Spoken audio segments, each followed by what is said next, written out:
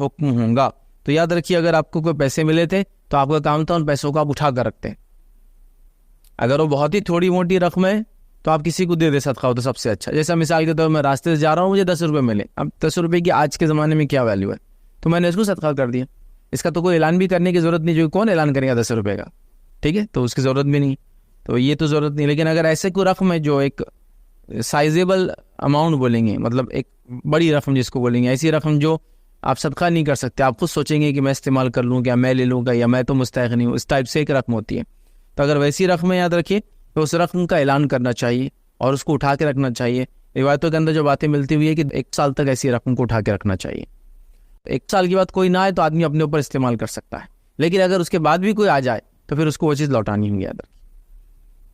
इसमें यहाँ तक कि उन्होंने लिखा कि अगर कोई शख्स 1 साल रखे और उसके बाद उस रकम को सदका कर दे,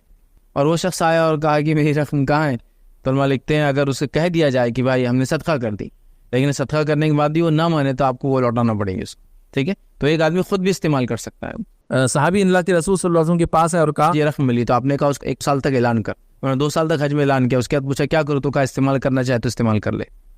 2 साल के बाद। तो लिहाजा अगर वो ऐसी अमाउंट है तो अमाउंट का मामला देखिए ज़मीन ज़माना हालत से बदलता है, तो डिपेंड है ये जैसे $10 किसी को मिलना अमेरिका में वैसे ही जैसे 10 रुपये इंडिया में मिलना, but at the same time वो इंडिया में $10 की वैल्यू होती है तकरीबन 800 रुपया, बड़ी अमाउंट हो जाती है, ठीक है। तो डिपेंड है सारी चीज़ें,